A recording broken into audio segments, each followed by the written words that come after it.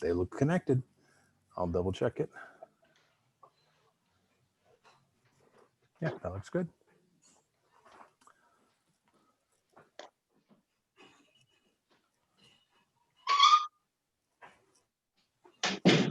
We are live. I'm now getting echoes everywhere, so I gotta change my audio settings, but welcome everybody. We'll be starting here in just a couple minutes if you've already tuned in.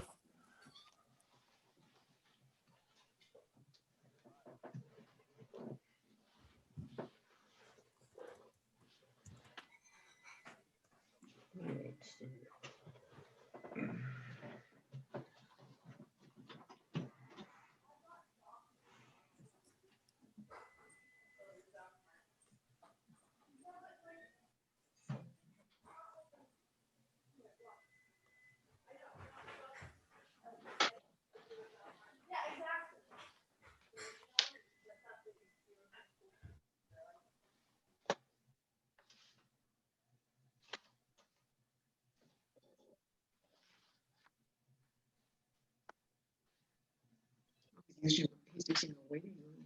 Yeah.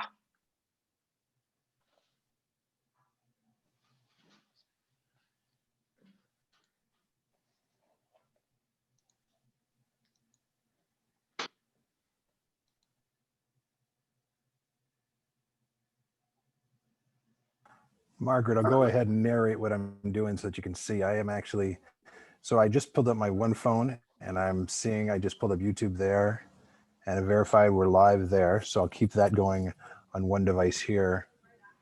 And then I will check the Facebook and make sure that that's live. I already saw it in one, but I just find it easiest to have other screens so that I don't have like everything on the laptop screen right in front of me.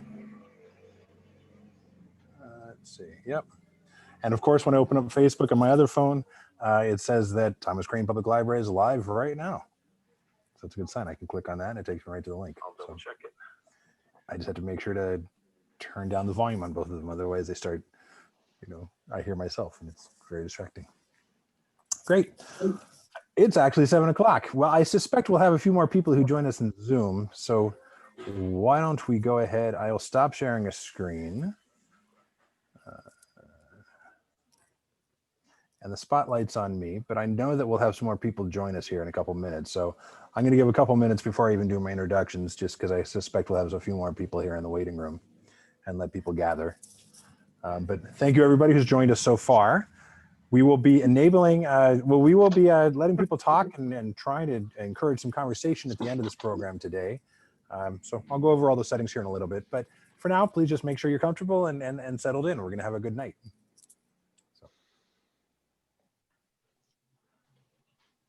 Clayton, can we tell from here if the people who come in on the other channels? Not here. No, I can only see them when I'm looking at other devices to see how many people are watching on the other pieces. I see. Okay. So, yeah, we have we have more people on the other two streams than we have here in the room, but I suspect we'll get a couple more as we get going here. So, usually, what it really takes is for me to start my introduction and then people start flooding in because they wait for me to be trying to do everything at once. But I have Margaret today, so I mean, we're in awesome hands. Well, maybe I will go ahead and get started just so that we can get this program going and respect everybody who got here at 7 o'clock. Thank you everyone who joined us. My name is Clayton Cheever. I'm the Assistant Director at the Thomas Crane Public Library in Quincy, Massachusetts. Thanks for joining us this evening. We have a great program ahead of us that we are co-sponsoring tonight with the Quincy Climate Action Network. So if you are looking for what you can do to fight climate change, then you're in the right place. If you're looking for another program, well, then you should change the channel and look somewhere else. But don't change the channel. Stay here with us. It's going to be a great night. I have a couple things I'm going to say here. Then I'm going to introduce David, who's going to tell you a little bit about QCAN, and then we'll get everything rolling. Just a couple of particulars about how we're operating here. We are live streaming. We are live here in Zoom. And if you're joining us on Zoom, we have the chat channel open so that you can ask us any questions. We will be watching that. We are keeping everybody muted during Ron's presentation here, just because it can be very distracting if phones are ringing or dogs are barking or children are asking us for help with their homework in the background or whatever else is going on. we can certainly answer questions, and I will look at questions in the chat as they come up, and I may respond to you directly by chat, and I may answer the question here live. Depends on the question. So towards the end, we will be asking people, if you have questions, to raise your hand. You can look along the bottom and you should see a little thing that says raise hand. If you don't see that, let me know. You can also may have to go to participants and choose on your name there to raise your hand. And we'll repeat that when we actually get to that part of the program tonight. Ron's going to, and David are going to do some talking first before we get there. So we are going to be, as I said, live here on Zoom. We also are live streaming on YouTube and Facebook tonight. We will be keeping the spotlight on whoever is speaking. So if you're joining us with video from home on Zoom, and you don't need to worry about being exposed, we are definitely working to keep you private. Just you're sharing your image with the people here in YouTube, in Zoom, who wish to see you. But on YouTube and Facebook, those will be just featuring the person who is who's talking. So myself right now, and you'll see how it goes. We're also recording this for QATV so that people can see this in the future. It will be live after this on YouTube, just in this raw form from Zoom. But then the awesome folks over at QATV will do some post-production so they can run this as a program in their rotation, and we'll have it as a video on demand through them and on our playlists on our YouTube channel. So if you want to share this with folks later, you certainly can. Just go to our YouTube channel. We'll always have a link to it there. So those are the specifics. Really excited about tonight's program, and I want to give a little teaser because tonight is really a kickoff for, I'm going to say, the entire state for Climate Preparedness Week. That is a week that's being recognized by libraries and communities all across the Commonwealth starting next week, but we just had to get a jump in and get in here early and take the first program of it. So this is a great first program, and there's a lot more happening starting after this program next week and beyond. I'm actually participating in a program next Wednesday evening that's all about Eric Kleinenberg's book, Palaces for the People, which is looking at the intersection of social and community resiliency and climate resiliency, and how by building our social connections, we can be better prepared to fight climate change and prepared so that we can have a more resilient climate and be more adaptive in that way. So join us next Wednesday evening at, I believe that's at 7 o'clock. Check your calendar for that. I'm not going to read all of them to you, but I will encourage you to go out to our calendar at thomasgreenlibrary.org and read about all the programs that we have going on.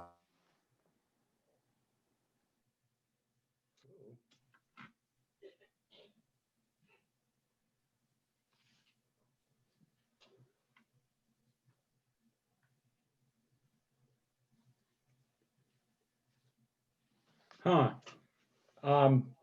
Clayton froze up on my screen. He seems to be frozen. Who's frozen? Clayton. I don't know what happened to him. Well, maybe I should go ahead and. Well, what do you Oh. tell him in the chat that he's frozen? Yeah, I just let him know he was frozen, but Oh, okay. I'm not sure if he's getting it. But if we can't see him and we can all hear you, so maybe if you Yeah. want to kick Okay. off. Right. He seemed to disappeared from our screen. So in his absence, I will thank Clayton and thank the Thomas Green Library for partnering with QCAN on so many events over the last 8 years.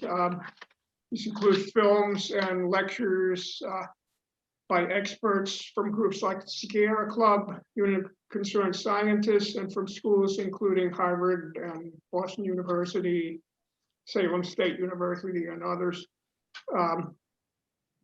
That QCAN has co-sponsored with the library. But QCAN is not just an educational group. We're making things happen through our advocacy. For a list of the changes we've helped bring to Quincy, please go to our website, www.quincycan.org, and click on the tab that says About QCAN. The short version is that we've helped to make our city a lot more energy efficient and help bring in a lot of clean renewable energy, a process that's continuing as Quincy works to form a green electricity aggregation, which is an idea that QCAN brought to the city. We're also pushing the city government to start using electric fleet vehicles to make sure that the new building construction in Quincy adhere to the most rigorous efficiency standards. We're demanding that the MBTA replace the old style diesel buses that are currently befouling our city's air with zero emission electric buses. And if you'd like to be part of this exciting movement, we welcome new members. Our meetings are open to everyone. Since the pandemic began, we've been meeting on Zoom. In general, we meet at 7 p.m. on the second Wednesday of the month. To Zoom into a meeting, please email us at info@quincycan.org, and we'll send you a link that will allow you to attend the meeting. That's info@quincycan.org. Okay, enough about Quincy Climate Action Network. Let's talk about our lecturer. It's a great honor to introduce Ron Judkoff, who, in addition to being a pioneer in efficient design, is a friend dating back to the late 1960s, when I knew him as a guy who lived down the hall in my college dorm and played the guitar and sang folk songs in a gruff sort of baritone.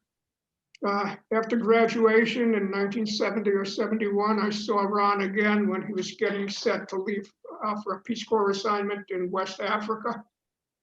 That's where we got involved in putting up buildings and first started to think about energy efficiency. By the time he returned, a time when few of us put energy efficiency high on our list of important issues, Ron had already caught the bug.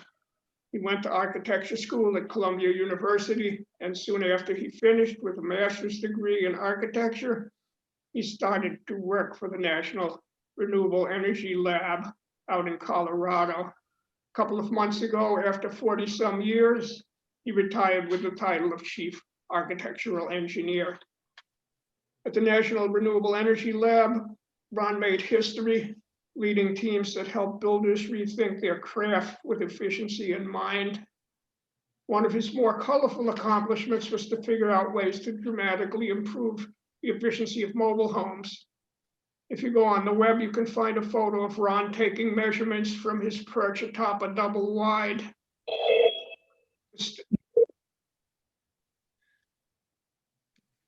The standards he developed transformed the way mobile homes and other manufactured buildings are put together. Ron also led the team that developed the first PC modeling system for building efficiency. Most impressive to me, his team developed the net zero energy building concept that will help lead us out of the fossil fuel age, an idea that QCAN has been urging on the city of Quincy for some years. In the interest of time, I'll skip Ron's list of awards and publications, but I assure you it's lengthy and impressive. Ron has lectured at the UN and at many professional conferences, and now we're lucky to be hosting him here at QCAN and the Thomas Crane Public Library. If we were meeting in person, I'm sure you would give him a round of applause. Since we're not, I'm going to fill in as best I can.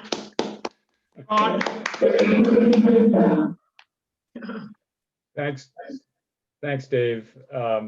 So let me deal with the technology here and try and share the screen. So share the screen and get the Quincy Library talk up.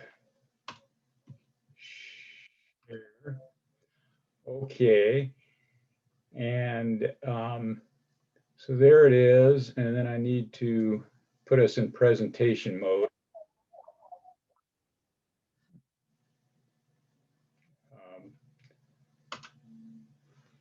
There we go. I'm almost there. I've got a little pointer there. Try not to annoy everybody with it. Well, welcome to my little fireside cyber chat here. I don't know how many people are out there or whether I know some of you. There was a few people from Tufts University where David and I met that had exchanged some emails talking about attending, which really put the pressure on me. But The premise that I go into this talk with, a lot of people think of renewable energy as kind of being a sidelight, in a sense that it's too expensive to really become, like serious coal plants or gas plants and that kind of thing. And I don't think people realize how much technological advancement has been made and how much how cost effective renewable energy has become. So the angle that I'm taking on this talk is to show you what's been accomplished, some of it at the National Renewable Energy Laboratory, where I was privileged to work, and some of it from other researchers around the country, universities. But in general, I want to show you that regardless of what politicians do, economics is extremely powerful. And when renewables, and they're beginning to be, are perceived as being the least expensive way to power our world, that is how we will power our world. It won't matter what the politicians do, unless they, obviously for some reason, policy reason, put obstacles in the way or unbalance the level playing field. So with that, I want to talk a little bit about what the National Renewable Energy Laboratory does. NREL, I refer to it fondly. This is a geothermal power plant. Here is a concentrating solar power electric generation plant that you can see. Let's see, I have to see if I can partly move these little pictures over. There we go. And this is actually a 350,000 square foot zero energy office building. So that gives you the flavor. Here's a wind tower. That gives you the flavor of what NREL does. And this gets a little more specific to give you an idea of what the place looks like.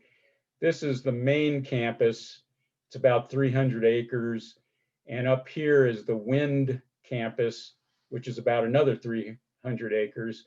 And you can see listed here, we have about 2,700 staff right now. You can see, our mission is quite simply to develop green technologies, and then you can read the list of technologies we have down here. Now, my specialty is buildings. And so I'll talk a little bit about what we do in the buildings program at NREL and what I did there. Dave mentioned improving mobile homes. Well, this little test facility here that I set up allowed us to test mobile homes in an environmental chamber. And by doing that, we could develop a better set of retrofits for the low-income weatherization program. And we actually made, by the time we got done, I did this project for about 4 years, working with federal weatherization trainers from all over the country. And what we do is we actually try different retrofits, test how they did, and it took one night to get the results. So the next morning I could come in and tell the weatherization trainers what really worked and what they just thought would work but didn't really work. And so we radically improved the weatherization of mobile homes and modular buildings. And then that affected the new HUD code, so that code was made in such a way that it brought modular buildings up to the point where site-built buildings were in terms of energy efficiency. Down here, you see a little picture of the aerial view of the solar decathlon. That's something we started at NREL. And that gets students from all over the world actually working on zero energy buildings. And for a long time, we used to display them on the Washington Mall. Now the show's gone on the road, and so it happens in different places. The last one happened in California. This is one of the labs we use to test advanced HVAC equipment. Number of buildings that I've worked on in my career, and that kind of helped lead to the whole trend of zero and concept of zero energy buildings. So let's get into some numbers. Hope I don't, get too numbery for you, but people kind of know the problem of climate change. So the IPCC has written wonderful reports on the problem of climate change, but they're really weakest when it comes to the solutions. So I'm going to spend very little time on the problem, but here is the problem, and here's the piece that buildings play in the problem. We're about a third of the primary energy use. That's the stuff you dig out of the ground to like make a watt of electricity, or get it out, get natural gas out and then pipe it to where you're going to use it. And the world's buildings use about half of the world's electricity. So buildings are a big and important part of the issue. And if we translate that into carbon equivalent or carbon dioxide equivalent, the percentages are similar. Buildings are about 24% of the global greenhouse gas contributions. And you can think of a house as being about 1.5 cars. You don't typically see, a house doesn't have a tailpipe, but think of a house as with a tailpipe, and in a year putting out about 1.5 times what a car does. So I'm sure we've all seen this picture, the first Paris Accord. And of course, the question is intentions or actions. And this image are the different pathways we can take. This disastrous pathway is business as usual, and that leaves us to really horrible increases in temperature.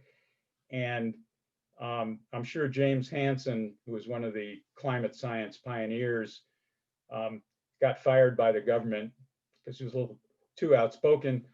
He would say it's going to be closer to 1 meter of sea level rise by 2100 if we don't get off of this path and get onto, we're probably too late for this path. It'd be great if we could even get onto that path. Now, we're not too late for the path if you take it out further in time, but that makes it pretty miserable for a number of generations of people. So let's talk about photovoltaics. You're probably familiar with it, you've seen it on the roofs of houses, but I'm going to talk a little bit more about utility scale photovoltaics, because the economies of scale really help the cost picture there. This is the trend in pricing dating all the way back to 1977, and this only took us to 2013, but it's obvious that it dropped a lot. And this kind of zeroes in on where we are more currently. And the PV people always put things in cost per watt. And you always ask yourself, well, cost per watt, that's fine. Yeah, it's about $1 a watt. That doesn't look bad. But what does that really mean in terms of what you would pay for energy? Well, with a calculator, a lot of assumptions, 2 slide rules and whatnot, I kind of calculated that for you. So where we are approximately now is about 3.5 cents a kilowatt hour. And that's an approximate number because a lot of assumptions go into, $1 per watt. They can go to the manufacturer and find out all the things that go into it, find out what it costs. But it's a little bit harder. You've got to figure how long is this stuff going to last? What's the cost of energy, alternate cost of energy going to be, and things like that. But anyway, to continue on,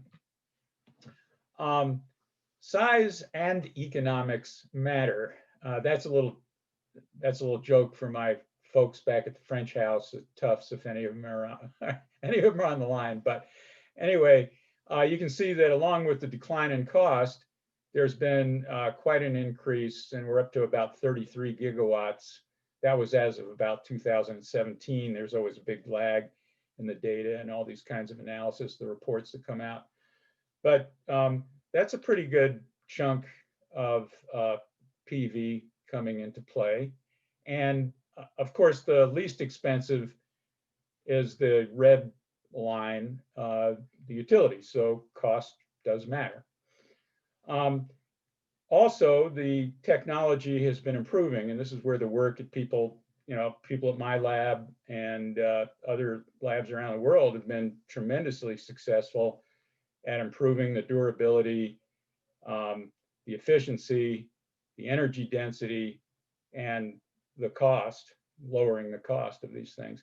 But it's interesting to keep in mind that that research is not stopping. We may have topped out where we can go with silicon-based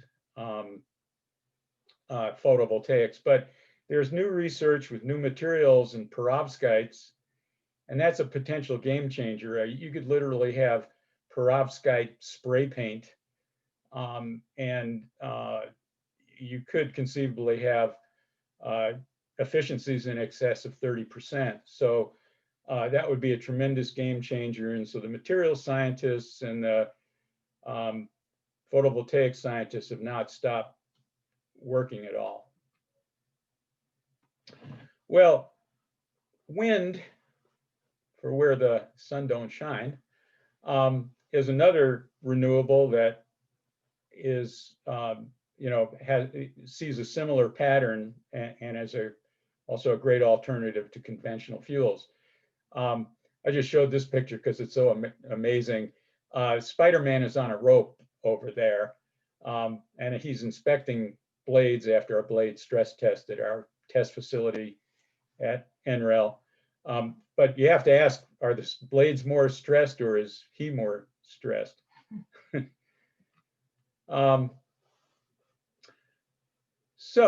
Is everybody still there? I just want to make sure that I didn't cut out and people can hear me. Dave, or yeah, I see We're with Dave. you, Ron, and I'm back even, so I apologize for dropping Oh, out. okay. Yeah, we were worried about you. Aware.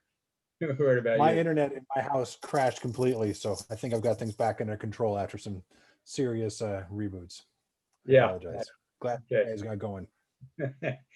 So you can see not quite the same pattern in wind, because wind started out a lot less expensive than PV. And so some of this variation that you see in wind had to do at first with whether there was any tax credits. A lot more plants got built, wind farms got built when there were tax credits, and tax credits went away and less got built. But right about now, the tax credits are gone. So what you're seeing for the cost, and I translated that to about 1.8 cents per kilowatt hour. You know what it costs you in your electricity bill. If you're in New England, you're paying probably 20 to 26 cents per kilowatt hour for electricity. So that's what wind is right now. It's probably about 13 cents a kilowatt hour. Oh, I thought it was higher than that. I don't think so. Yeah, okay. Well, Hawaii is more in the 20, and California is very high also. New England, for some reason, has gotten better. Here's the increase in world wind power. Looking a little bit more at the US and a little bit more recently, we're up to about 107 gigawatts of wind, and that's almost all utility scale wind. There's very little distributed wind. And utility scale wind is, lots of turbines in a field for a utility. Now, to scale all this in your mind as to what portion of the total energy that we're using in the country, or total electricity in this case, this graph kind of gives you an idea. We're about here. And so you can see we just recently surpassed coal. And so we're about equal with coal right now. So this chart was made by Energy Information Administration, and they're a group of very dour economists, and they're very conservative, especially when it comes to renewables. But I did see that we recently surpassed coal with renewables. So you can see what portion of the total picture renewables is. And then if I go to the next chart, you can see that solar and wind, right now, wind is more than solar, but solar is catching up rapidly, photovoltaics catching up rapidly. And for some reason, the EIA thinks that PV will surpass wind. And, you know, I don't know what assumptions their economists put into their NEMS model. That's a, yeah, I don't, National Energy Model that they have at the Energy Information Administration. But this is your own government making these projections. I don't know whether that gives you comfort or the opposite, but anyway. So here we go. Renewables generated more electricity than coal for the first time in US history. And that's where the competition is in terms of coal. Coal isn't truly the competition. It's politically, it's been made a big, you know, brouhaha, but coal really isn't the serious competition, and I'll show you why. Coal's going to die on its own. Here's ultra supercritical coal, which is kind of the best coal technology around, except for this with carbon sequestration. And carbon sequestration is so expensive that they didn't even bother to put it on the chart. So here's the cost of coal. The total, this is dollars per megawatt hour. And that's what an ultra critical coal plant cost is. Here's onshore wind. Offshore wind is still listed as being pretty expensive. We're pretty new at it in the United States. We'll get better at it and it'll get less expensive. Photovoltaics, you can see the cost of photovoltaics. And then you can see combined cycle, and combined cycle is usually gas, where they've got a turbine powering, they've got a turbine that's powered with gas, and then they use the waste heat from the turbine to create steam. So they get two stages, and both contribute to turning the generator. Nuclear, which, you know, is carbon free, but it's got other problems, and it's up there in cost. So you can see how competitive the renewable technologies are. Of course, there's one hang up. They're non-dispatchable, meaning that they need storage. They're intermittent. They go when the wind blows, or they're on when the sun shines.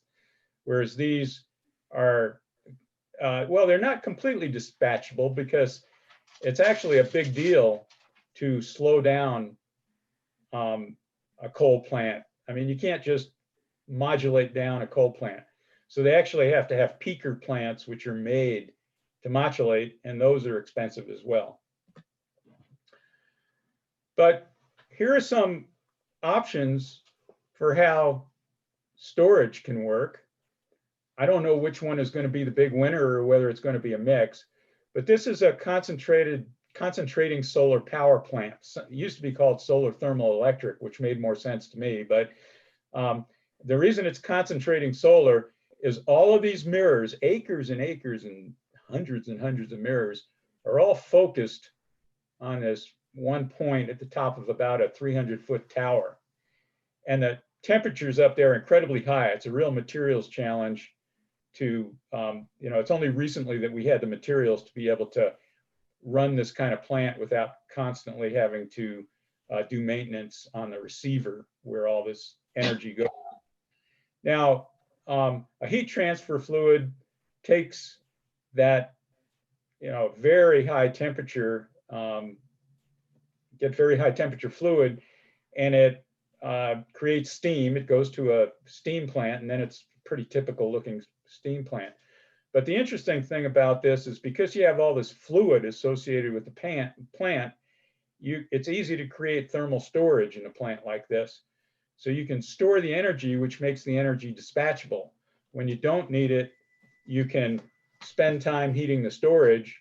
When you do need it, you can take heat from the storage and get the steam plant going to create electricity. But the cost is still a little bit high, not nearly as high as we were looking at with some of the coal alternatives like coal with carbon sequestration.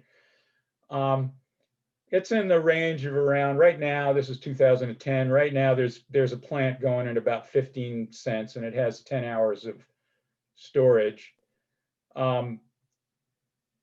The Department of Energy projects, and they, you know, it comes from their program, so they may be a little optimistic, but they're hoping by about 2030 that they'd have that down to 5 cents kilowatt hour.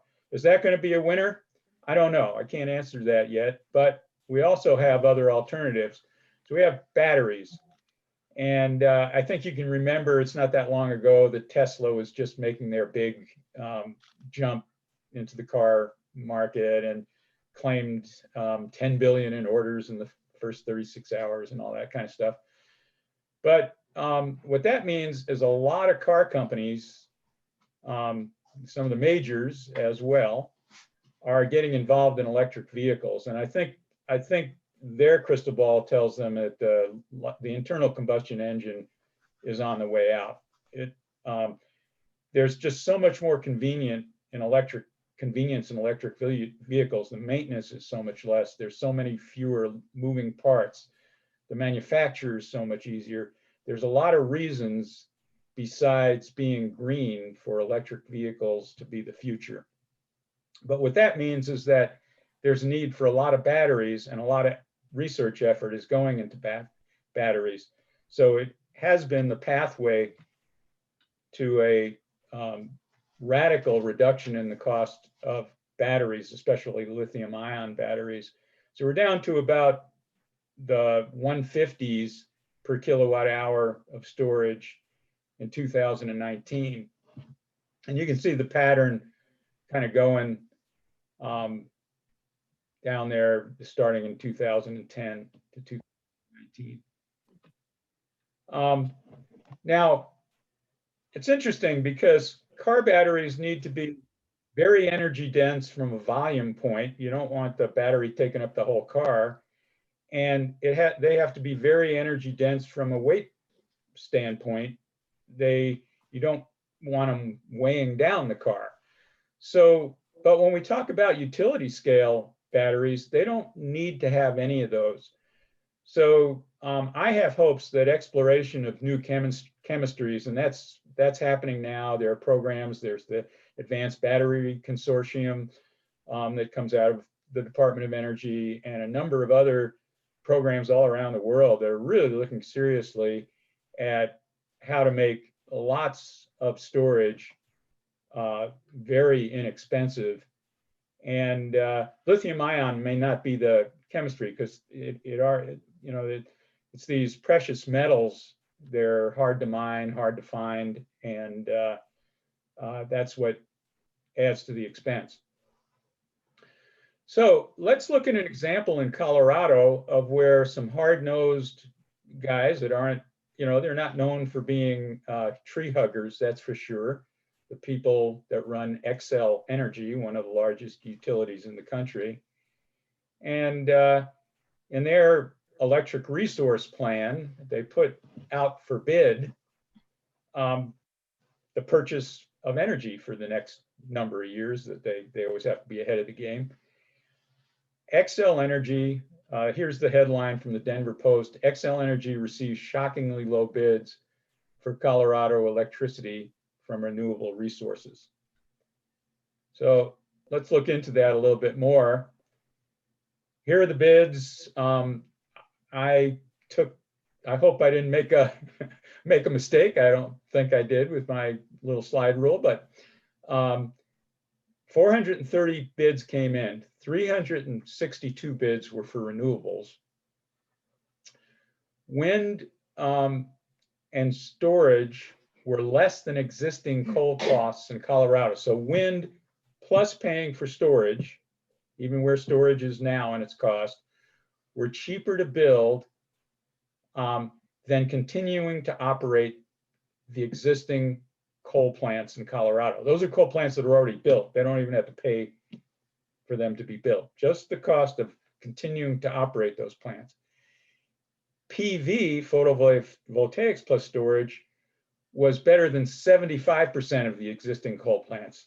among the plants, there's the newer ones, which tend to be better and cost less to maintain, and the older ones. So the 75% of the older ones, PV plus storage was cheaper to build than to just continue running those. And there's about 25% of the coal plants that they'll keep running, or that make economic sense to keep running. So this was a not that long ago newspaper article in the Denver Post. Xcel is going to shoot for 100% carbon-free electricity by 2050. That's just plain economics, and that's, they're on their staff. They have their crystal ball guys that decide where they're going to invest their money, and they're just making the decision on hard economics, not tree hugging, that this is the way to go. Now, is it going to take till 2050? I hope not, and I don't think it will, because I think the cost and the technologies are going to change.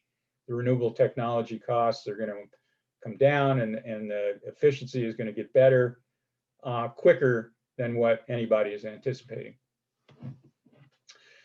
This is what the International Energy Agency projects for investments. So their investments in order to meet the 2 degrees C target. That's a target that the IPCC, let's see if I can say, the Intergovernmental Panel on Climate Change. The IPCC, which is a world organization which the United States is not exactly a part of right now, but hopefully that's temporary. But they figured that this is the kind of investment that would have to be made worldwide to meet the 2 degrees C target, which that train may have already left the station. I hope we can catch up with that 2 degrees C target, but it's not for certain that we can. And that's like about $1.6 trillion.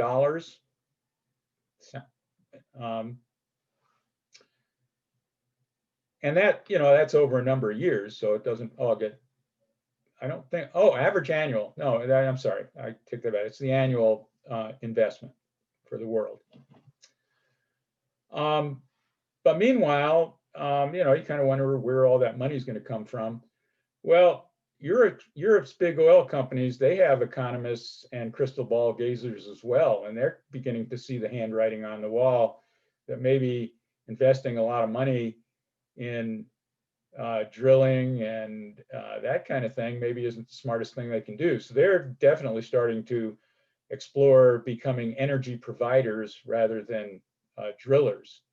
And so Royal Dutch Shell recently got let contracts to build large wind farms off the coast of Netherlands.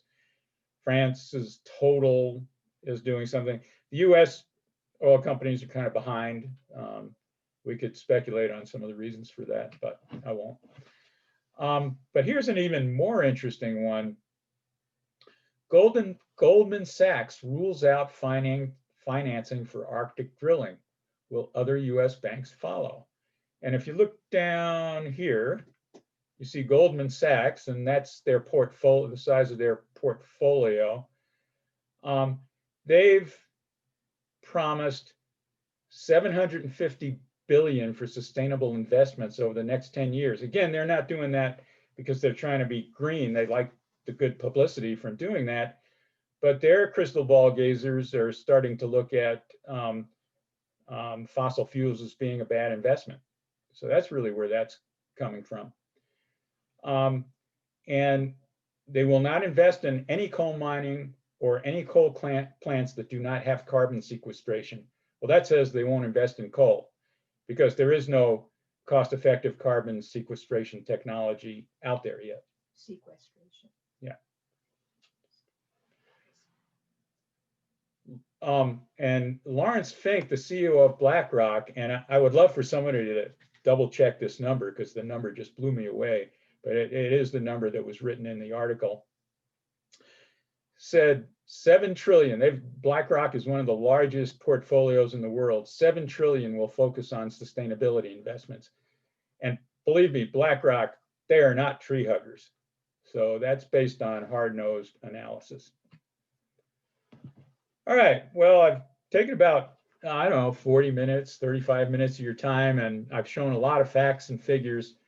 And where we are is, I think I've tried to make the case as well as I could that regardless of what the politicians do, economics and science are going to get us to a carbon-free energy system.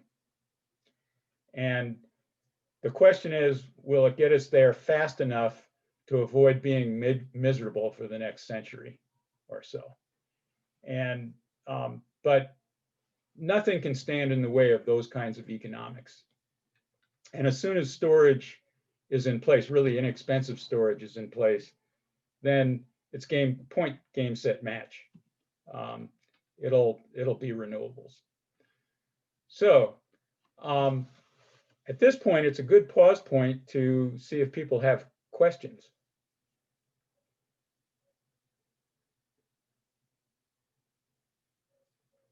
And Clayton was having technical problems, so I don't know. Sorry, Clayton? I was having some technical problems, but I just relocated again. I'm juggling multiple things here. Looking, So yeah, please let me know in the voice chat. point for, I was taking a Any voice questions. point for some questions, Clayton. Yeah. So I'm looking across the chat streams, and people seem to be following, but the biggest questions we had were mostly about connection issues, so not specific. Whoop. Okay, there it goes. Sorry, I've got noise in the background here as I have people practicing shofar blowing for some high holidays coming up. So I'm trying Okay. not to intrude with those.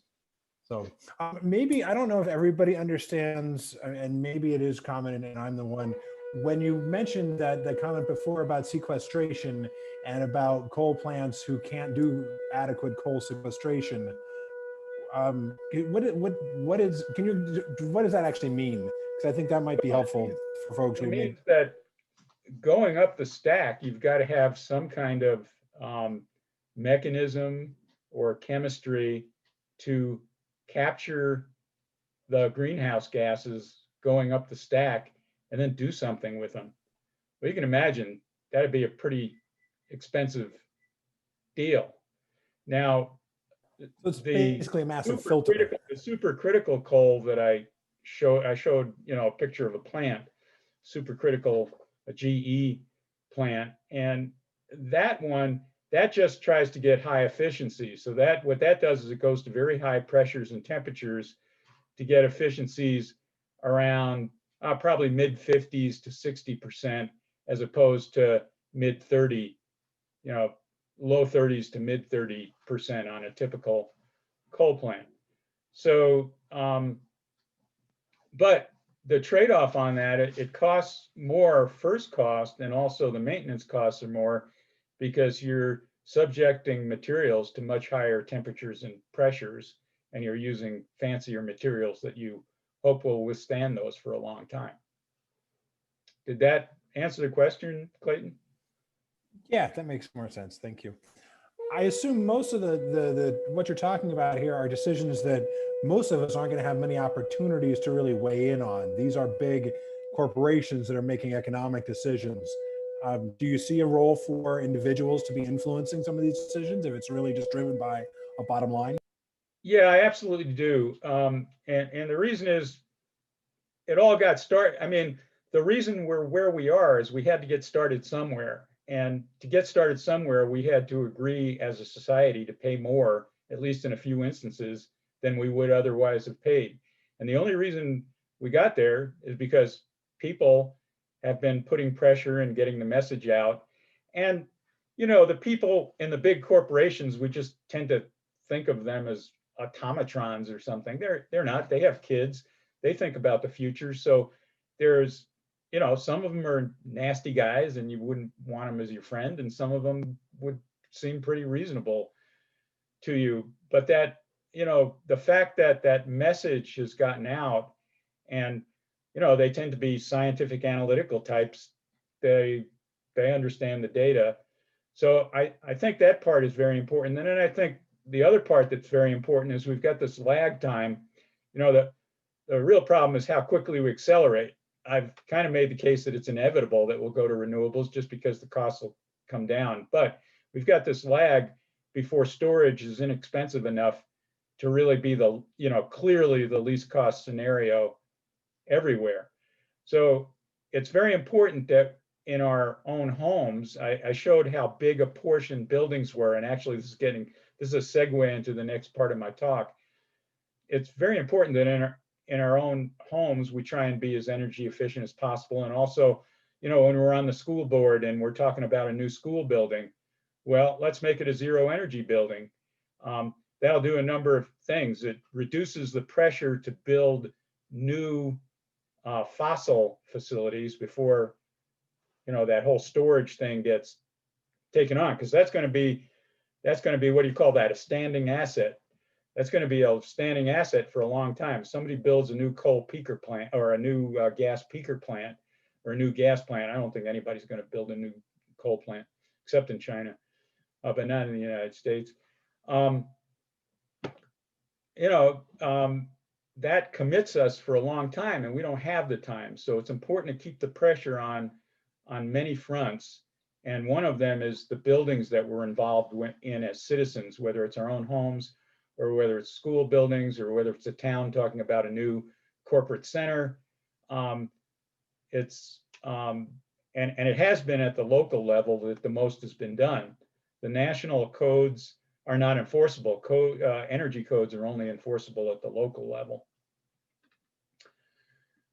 Well, if there aren't any more questions, I'll go on to the buildings part of my talk, and this will be a little bit less number intensive and less charts and maybe some more pretty pictures, which are always nice.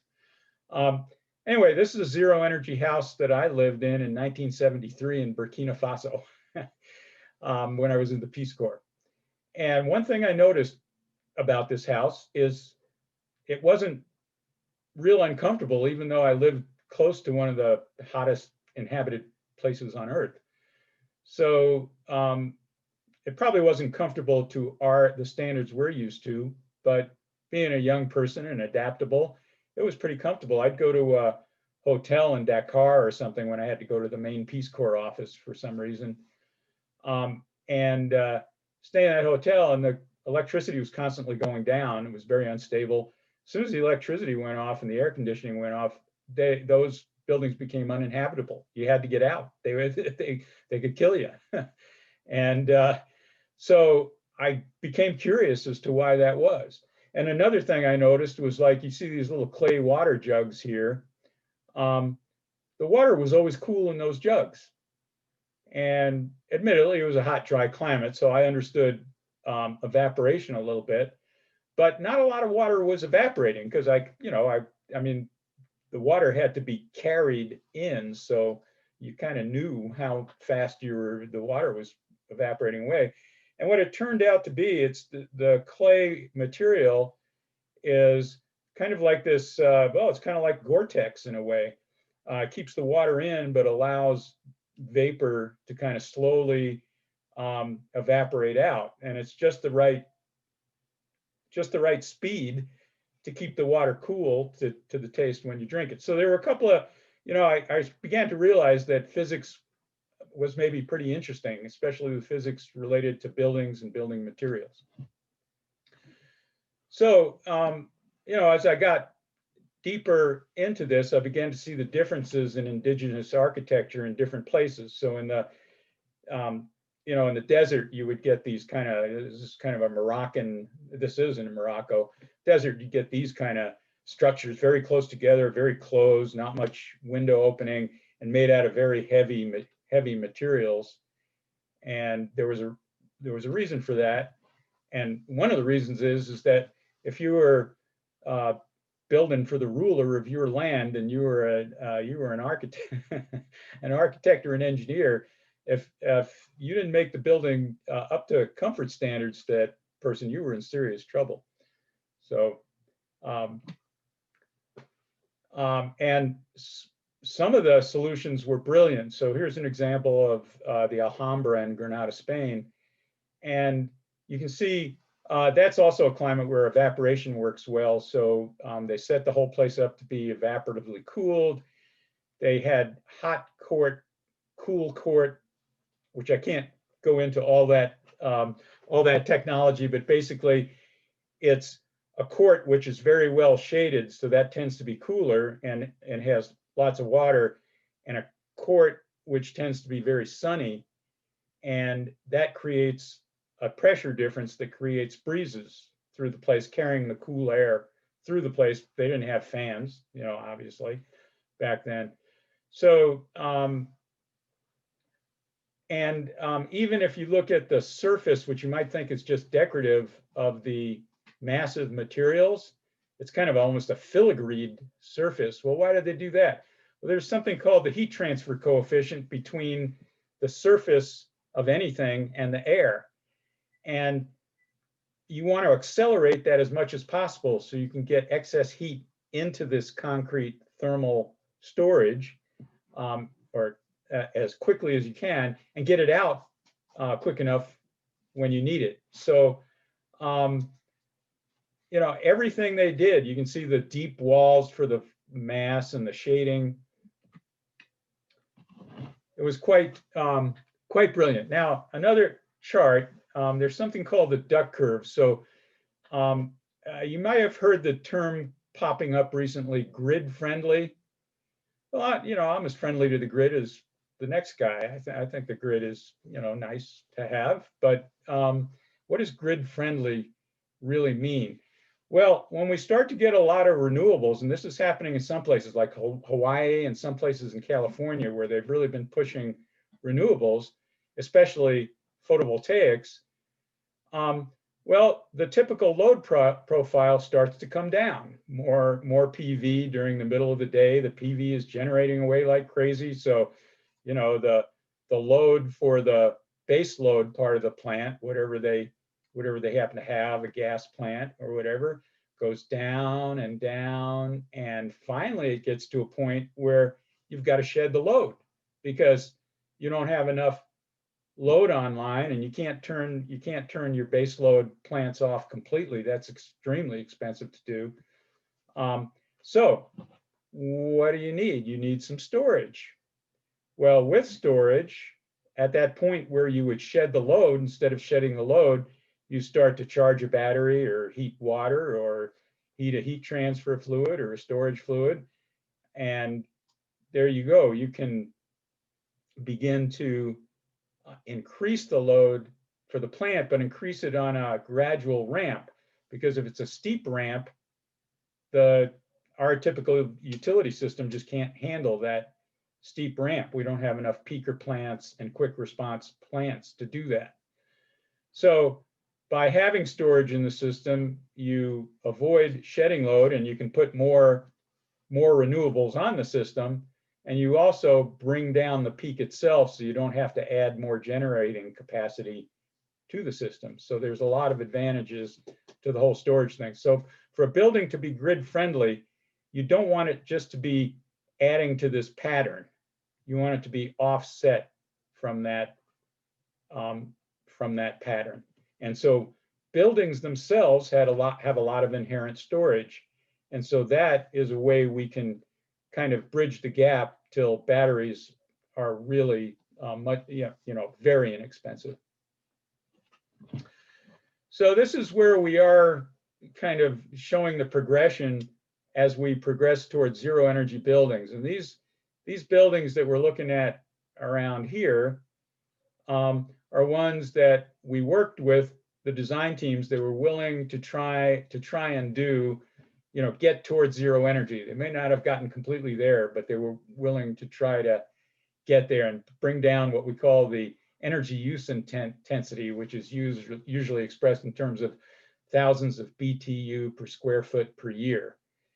And if that's not a term you're used to, I'll just say a BTU is about the amount of energy in a match. So you strike like a kitchen match, one of those wooden kitchen matches, you let it burn, burns out, that's 1 BTU. So now we're talking about thousands of BTU for each square foot of the building for a year. So that gives you some notion of what that means.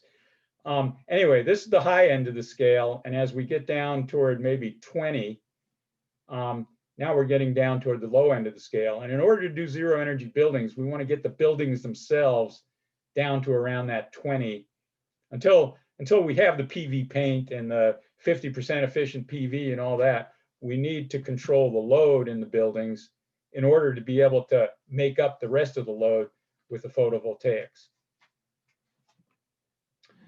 So houses are kind of easier to think about because we all, tend to live in them, residential buildings. So I'll talk a little bit about that, and I'm kind of running out of time, so I may have to cut off a little bit in the middle, but that's okay. This is the fun part of the talk, not the real information, hard information part of the talk. So we worked with Habitat for Humanity on this. They were willing to build a zero energy Habitat for Humanity house.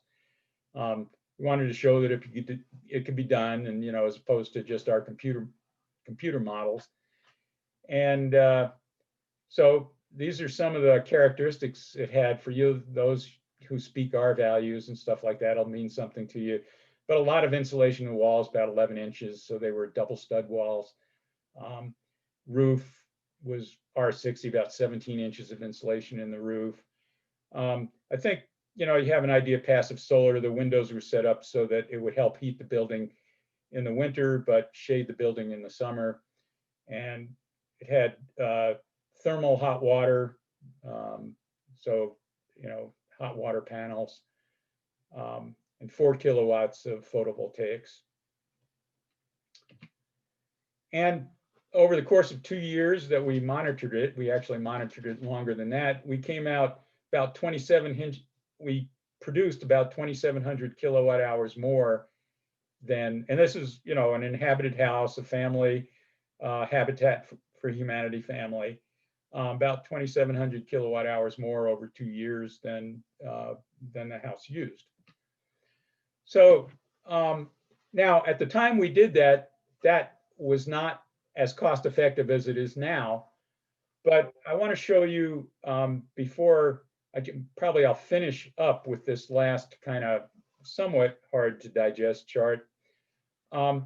This shows a typical mortgage plus utility costs. So just think of your monthly expenditures. You pay, if you have a mortgage, you pay so much for the mortgage and you pay so much for your utility bills. And so, and this is the percent of savings from the baseline, which was code at the time.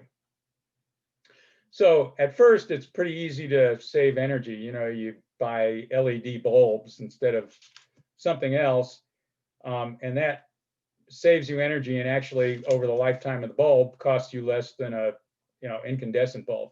As you get further and further out, you get to the minimum here, which is the least cost. So from the owner's point of view, this is the most favorable point. It's kind of flat, so you kind of hope they'd go to there. And that's some combination of stuff that you did that cost more, but you put it into the mortgage, and the reduction in cost of the utility bill outweighed the extra cost in the mortgage. Now, if you get to the neutral cost point, you're breaking even as far as economics go. Your cash flow is exactly the same, but society has harvested a 58% reduction in energy and the costs that would go along with that, and the greenhouse gases that would go along with that energy. So this neutral cost point is a very interesting point, because from the individual owner's point of view, it doesn't cost any extra, or it doesn't impact their cash flow to any extra. They have a higher mortgage, but society reaps this tremendous benefit, and actually the owner reaps the benefit of being insulated from any price increases in fuel in the future. So because they're damped out, they're not using very much of it. So if the price goes up, it doesn't hurt them as much. Now, to make up the rest of it, we've kind of exhausted the efficiency, and after that, you got to make up the rest of it with PV. So depending on the amount of room you have on the roof, you could go further. You could get out to maybe 75%. You'd like to get to 100%, right? But maybe the PV isn't efficient enough, so there's not enough room on the roof to do that. So that's a technology gap. So that's where the researchers come into play with the perovskites and so forth to increase the efficiency and of the PV and reduce the cost. Now, the same kind of we can do the same kind of analysis for commercial buildings, and we have. So we know, and what's happened in the time since I did that initial analysis is that PV has come down. Architects and engineers and building codes have gotten more strict. So we are already getting toward that, 25, 30%. And the older houses, not yet, but for new houses, if they're following like Building America guidelines or the IECC current International Energy Conservation Code type of energy code, and this is where citizens can get in the act too, is to push for your locality to go for the, most advanced energy codes. But you can do the same kind of analysis on commercial buildings, and that was our stepping stone to zero energy buildings, because it got the codes going advanced. We showed that it was economically favorable to push the codes to higher energy efficiency for buildings, and the codes started to change because of that. So I am about 3 minutes over what is supposed to be my allotted time. As I told Clayton, I have an infinite amount of material, but I could stop it there. I'll just maybe take 2 more minutes to talk about the 350,000 square foot zero energy building on our campus. This is the building. There's another set of wings that are further out that way. And it is truly a zero energy, 350,000 square foot office building. I work in that building, or worked in that building, and I can tell you that it's more comfortable than an ordinary building. It's very quiet because it doesn't have any fans pushing air around, so you don't hear the fans. So quiet we had to put white noise in, which is lots of funny, interesting stories that I could tell, but maybe another time where we focus more on the technology of buildings. But the one thing I'd say is it cannot power itself just based on its roof area. So it's powering itself based on its roof area and based on the roof area of a parking garage, which also has photovoltaics on it. So something to look forward to when we can get to the point where we can power buildings like this completely in their own footprint. And that's why the research marches on. Well, I think I'll end things here, but I'll just kind of show you what you missed. So to, kind of come full circle, I started out, is it smoke? Is it mirrors? Is it for real? It's not smoke. It might involve some mirrors if we go to concentrating solar power for storage. And we can do it if we have the collective will. Our will as citizens does count. I didn't want to give that impression by any means, but the economics are also very powerful. So take hope and take encouragement in the fact that hard-nosed economics are on our side. And in order to accelerate that as citizens, that's where we need to be active. I mean, building a gas pipeline now is insane. Making that kind of investment is insane. I mean, it's going to be there. It's going to be there, and people are going to want it to pay itself off. Well, then you're stuck with the darn thing. Same with new power plants and things like that. So that's my story, and I'll stick to it. All right. Thank you, Ron. David, I don't know if you had anything you'd like to add at this point. I know we have one audience member, another QCAN member who has a question or two for Ron. And I'm happy to ask her to unmute her mic and ask that question, unless there's something you'd like to add, David. You're muted too, but you can unmute yourself if you'd like. Yeah, I'm good. I had one little question about the photovoltaics. Could you, Ron, speak a little bit about what NREL has done to increase the efficiency of photovoltaic cells, and whether that added anything to the cost? Yeah, finish your question, Dave, and then I'll respond. I asked what NREL had done to Yeah, no, I got it. Okay. and whether that had whether that increases the cost, or whether the product itself costs the same as the less efficient. Yeah, well, the pattern has been that, at first, when you go to higher efficiency, it costs more, and it has all kinds of problems. I mean, it's not as durable. Maybe it's more sensitive to temperature, so it loses efficiency as the temperature rises in the material. All kind of stuff. But then the research continues, and photovoltaics is the largest single program, has been historically, and continues to be the largest single program at NREL. And in fact, when people think they've broken a record for photovoltaics, they send their cells to NREL to be tested according to a test procedure that NREL developed and the world adheres to. So we are one of the leading centers. I'm sure there's some good ones in China that we may or may not know about and elsewhere. But we're one of the leading in photovoltaics.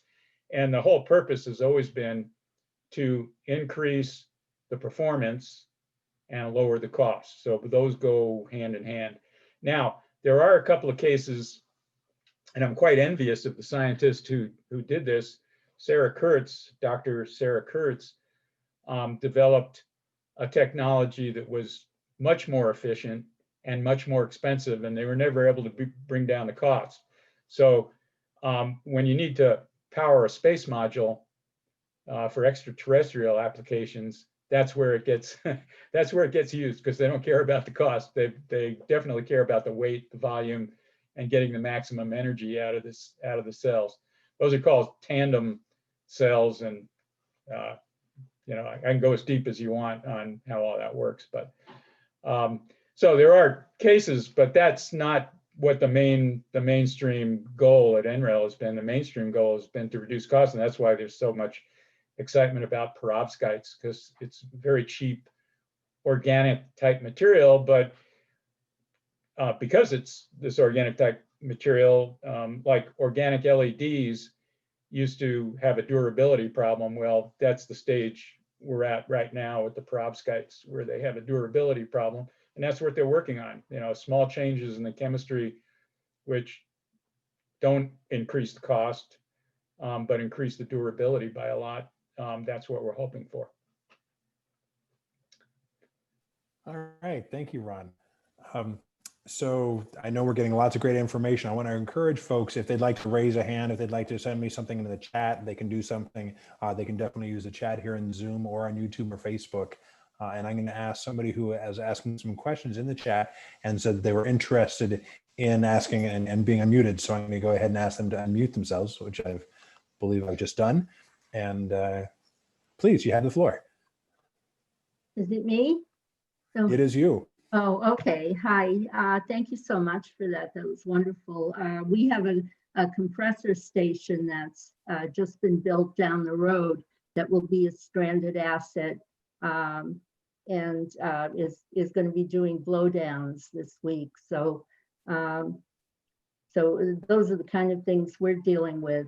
I was wondering what you think of Biden's plan for, to deal with climate change. He's talked about $2 trillion and a whole program that he has. And the other question is about geothermal, because there is a pilot in this area to use collective geothermal for heating and cooling. So those are my questions. Thank you so much. Okay, well, I'm going to start with the geothermal, with the technical question first, the geothermal question. So is it a geothermal electricity production plant, or is it a geothermal heat plant? You know, just using the heat to heat, and if you have the right kind of technology, cool the built environment. I think it's using water, but it is for heating and cooling. It is for heating. Yeah, so it's not producing electricity. As far as I know, yeah. Oh, okay. Well, those work fine, and they're good and great. You know, plants like that tend to be great if you're fairly densely populated, because they require piping, you know, piping the heat transfer fluid to where it needs to go. So Europe has a lot of district heat, and some of it'll be some of it's based on geothermal sources. Sometimes it'll be based on other waste heat sources are a good source for that kind of thing as well. So those are great. Those are good. And the nice thing about those is they tend to be dispatchable, so they help stabilize the grid and so allow you to get more wind and intermittent sources on along with it. Now the other question, I can't remember two things at a time. Just remind me what, Biden, yes. Well, you know, I'll admit I haven't read the Biden plan in great detail, just because, you know, there's a bigger political question. I kind of know I'm much more for whatever Biden is proposing, I'm much more for. But I've seen a little bit about what that plan is, and it actually fits into something, had I had a little bit more time, I would have gone into. But you're talking about the amount of money, 3 trillion. So, you know, we looked at what IEA had thought was going to be necessary for the world, and that was about 1.6 trillion per year. And I had done some calculations a while back. Let me see if I can just get to a key. Oh, what happened to it?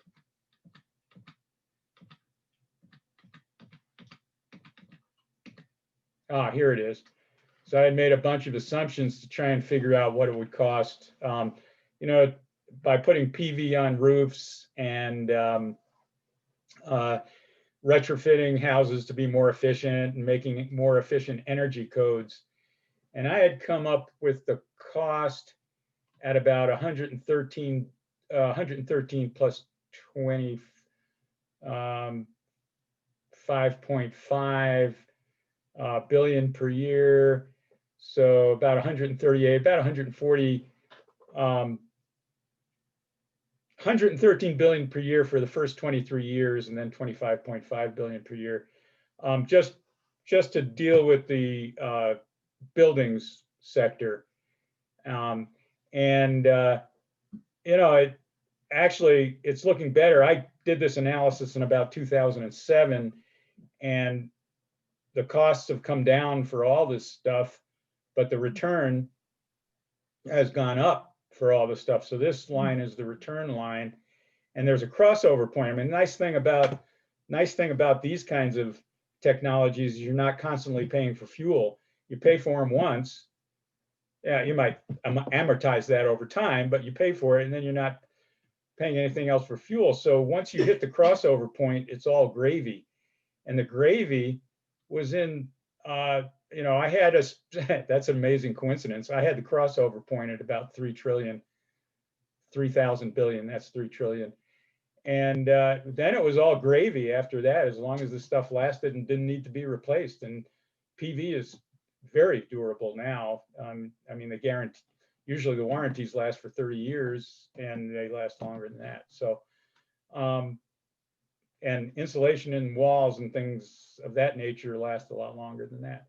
So it sounds like the cost numbers, you know, are kind of in the same ballpark. And that would bring us down in the building stock, in the whole US building stock, to the same carbon levels we had in 1980. Oh. So but that's a whole different, I can't, you know, that's a whole nother talk. And that one's, I posit it as a modest proposal if I were king, how I would do it. But it sounds like the Biden plan has some of those aspects to it. Thank you. All right. Thanks, Faye. We have two more people in line right now. The next person I want to recognize is Julie. Julie, please go ahead and unmute yourself. Thanks. Thanks for this wonderful presentation, which is quite encouraging. It really gives us reason to hope. My question for you is, I'd love to hear you talk more about the visitor center at Zion National Park, which I visited a few years ago, and I was so taken with it. It's such a beautiful structure. And we realized at the time that we were there that it was being, I guess, cooled because we were in there in summer with these great big towers. Can you talk a little bit more about that building? Also, my question would be is, has the Parks Department enjoyed it? And if they ever have money again to build more structures, will they go with similar technology, do you think? Well, the technology will have to be different depending on where the park is. If it's a park in Fairbanks, Alaska, that technology is not going to work, but other technologies can yield energy savings equally. So it's what we call bioclimatic architecture. It's architecture that gives people comfort, but is well adapted to the climate that it's in. But since you mentioned Zion, one of my favorite projects in all the world, I'll just say a few words about it. So here we are. Those are cooling towers, and they're downdraft cooling towers. They don't need any fans. They have some little pumps. The water gets up to this height because it pulls off the river at a height that'll allow it to just get here by its own flow. And then, but we do have a little pump. That's the only energy in the system, just a little pump to lift water from the reservoir that's at the bottom, so it gets sprayed over the cooling elements, which are kind of this porous media. And then the winds which come down the canyon, and I could go into why winds come up and down canyon and why they're very dependable, but I don't have time for all that. But the winds come down the canyon, hit these and force that cool air, along with the fact that the air has been cooled and is falling anyway, down to what looks like a fireplace, which I'm sure you sat in front of, and you got cooled by what looked like a fireplace in the middle of the summer.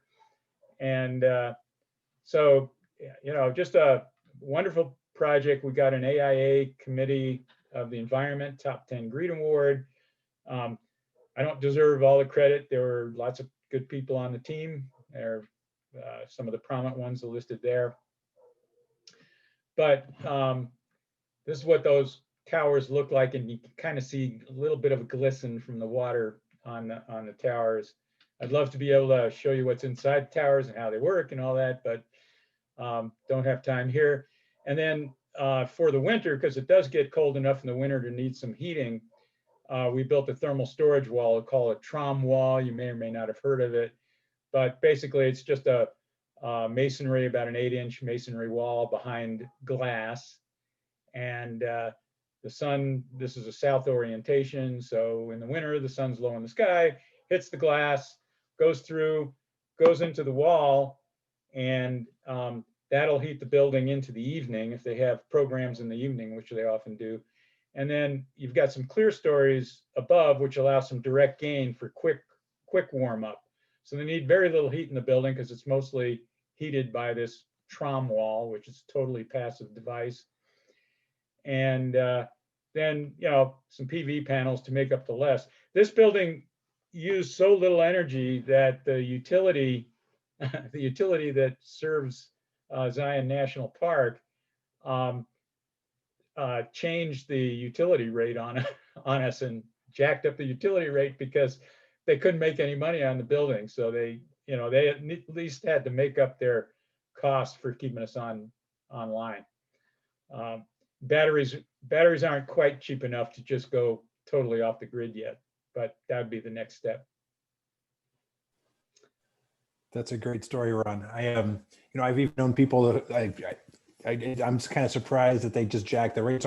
I've seen some agreements where the utility companies actually have to buy energy back. So if you can actually start becoming an energy producer instead of an energy consumer. Well, remember, we were pioneers, so this was before, and this is where people in politics do play, influencing the PUC and the FERC and all those alphabet soup of folks involved in utilities and utility pricing. That was before all of that. So their answer was, suddenly these guys aren't paying us any money. We got to get some money. So, and then nothing stopped them from upping the utility rate. They were still getting less back, but they were getting something back. That's great. Thank you. Those are some great pictures. We have Barbara would like to ask you a question. So I'm going to go ahead and ask her to unmute herself. Yeah, thank you very much, Ron. I appreciate it. Here in Boston, especially in Allston, Brighton, we're facing like a development proposal a week in terms of large apartment buildings and office buildings. And our 350 Mass working group is trying to sort of come up with guidelines of what we're asking of developers. Do you have any advice around that? I do. I would look at the California code, California Energy Commission. They actually have zero energy built into their code. Okay. And that's really what you need. I mean, it's really hard if you start to try and say, well, you should put in a ground source heat pump and you should have so many square feet of windows facing in this direction. That's not going to fly. What you really need is an energy code that is a very stringent energy code, but that it's quite possible to meet, and actually it can be met economically, has been proven in California. And so look at the energy codes in California that are requiring in a phase-in. They didn't do it 1 year to the next. They're phasing it in over a number of years, but all residential and commercial buildings, and they've dealt with all the definitional problems of supposing you have a building, if you have a 20-story building, it's not going to have enough PV to power itself. So what do you do there? Mm-hmm. They dealt with all that, and I would use them as a model. Great, thank you. Yeah. Well, thank you, Ron. If anybody has any other questions, now would be a prime time to ask. But I definitely think those were some good words of encouragement and some places to turn for the next resources. Ron, I have a question. I know that you recently retired. I'm wondering what you're going to be spending your time on, if you're going to be still working in this field, and where you're personally going to direct your energies. So, well, I realized that I had a huge amount of material and a huge amount of knowledge that I was fortunate enough to gain by being able to work at NREL since 1978. So I kind of want to share that with the people who need it. So this was my first venture. You guys are part of my first venture. It's not a money-making venture, but it's a venture, and it was an adventure too. Trying to think about what would be the right level to hit the talk at, and all that. I knew if I started to talk about the deep chemistries of photovoltaic cells, that probably wouldn't cut it, or started to talk about the algorithms and the million lines of code for the energy model we use, that wouldn't be the right thing to talk about. So I hope I hit this at kind of the right level to be helpful to people. I certainly thought the combination of graphs and the pictures here of Zion, the pictures from when you were in the Peace Corps, really presented a nice picture and helped bring home how we can have, there's solid science, there's things we can do. It's a scary prospect, as we all know, but you didn't leave us feeling hopeless here at the end either, which I appreciate. Well, last talk, we got left with the, what did Sig call it? He called it the political roadblock or something like that. The iron triangles and the, yeah. Mm-hmm. Yeah. So I definitely, it's not just because Sig had presented it like that, I'm sure he wasn't implying that we should give up hope either. I think he was implying that it's important to get in politics. Since I'm still associated with the lab, I still tend to be a little bit careful about talking about that. But I think Sig was telling us, hey, if you want to change things, that's the level you got to get in at. And I understand things at a technical level, and I know that there are some technical solutions that are also should leave us with a lot of hope. We can certainly use all the hope we can find these days. I believe we have time for one last question, and somebody has raised their hand. So Diane, I will ask you to unmute yourself, and please help us find our way to the end of the night. Oops, we can't hear you.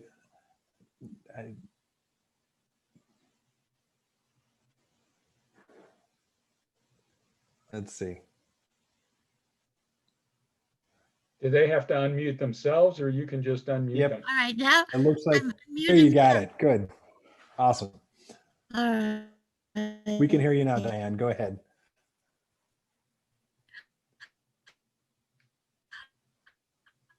Oh, it looks like we may be having some bandwidth issues with you, Diane. For a non-scientific person, where public television comes and follows you, week to week. Dan, I don't think we're getting, Dan, the audio is really not working Have you for you. televised not working? I lost this. Yeah. So For I think, me? why don't you put it in, yeah, we can't, your audio is getting really choppy. It's not coming across. Yeah, it was working today. I was at another meeting.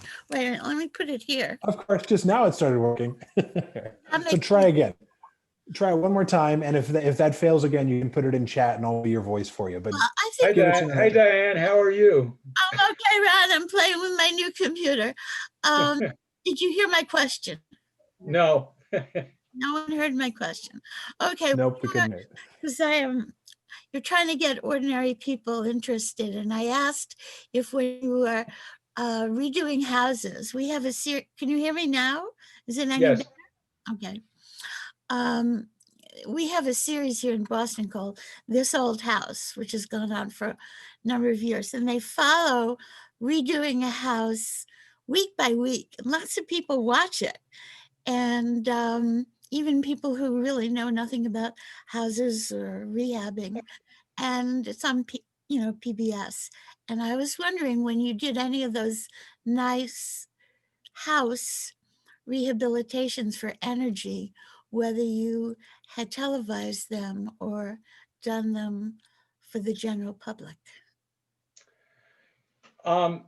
We hadn't, although it's interesting you mentioned This Old House, because the person that used to lead our Building America project, he's retired now, Ren Anderson, was actually on This Old House. So we got to be on it talking about all the energy efficiency stuff for houses. And then This Old House took them up on it, and they always try to do the most energy efficient thing they can do. They try to do things right. So they always they always add insulation during their rehabs. They always try and get really efficient heating and cooling systems in there. Now they are at the mercy of some very wealthy homeowners, because usually they're showing very expensive homes. So they have to, a lot of times they have to stick to the, a Victorian theme or whatever the theme for the house is. But within that they do a pretty good job. And we did work with them, and one of our folks was on TV. They put someone more photogenic than me on the program. Is that all over the country, this old house, or just in the Boston area? Do you know? Is that shown all over the country? Oh, that show is all over the country. Yeah, That's yeah. WGBH show that's syndicated across PBS stations all over the place. Yeah. So, well, thank you. That's inspiring. Maybe there's some people listening who could think about how to combine this old house with Habitat for Humanity, with like some more park rescues, and we can do some great open space appreciation with some awesome design. There's a lot to think about here tonight. Ron, thank you so much for your time tonight. It has just been such a pleasure to have you join us. I'm sorry for the technical difficulties I experienced. I have a question. I have a Okay, question. please. I'm kind of curious, do you have any way of knowing how many people listened in? I do have some ways to tell. We've had about a dozen folks here, I think is about our peak. And we've had about the same on across YouTube and Facebook. So I think we've been about a couple dozen, 25 folks. I'll know better. I go back and look at some reports. And then we'll also be taking the recording from this and making it available both so that QATV can air it on part of their programming. So I'm sure people will be able to tune in and watch it as it comes around on the dial on Channel 9. And we'll also be contributing it to the mass media exchange so that public television stations and media access centers across the Commonwealth will be able to pick it up and broadcast it as well. So we'll get as much mileage out of this as we possibly can. We actually just recently started contributing videos to that mass media exchange. Well, that's great. When you get a final count, just shoot me an email. I'm kind of curious as to, I would be glad to. I'm just sitting here staring into a screen and I can see 4 faces on the screen. So yeah. It is always strange. You never know how many other folks are listening in out there. And that's, I can't count connections. I know, at David's house, we had, 2 folks there and I just count number of connections. So, I reduce everybody. I know when we do children's programs, they always count, especially for young kids, they'll do assume there's 1 kid and 1 parent because the kids aren't tuning in by themselves. We're in that unknown age of how do we even count participation here? It gets really challenging. But I'll certainly give you my best guess when I can. And I can show you some of trying to figure out from Facebook what they tell me about stats. They'll even count if somebody watches it for 3 seconds, which I tend to look at peak viewing and see how many folks we get at a time is usually how I grab that statistic. But I'll definitely send that your way. Thank you so much, Ron. If people have any further follow-up questions, please don't hesitate to contact me and I will share those with Ron. If you are excited and like what you heard here tonight, please let me know. If you would like to see some changes, please let me know that too.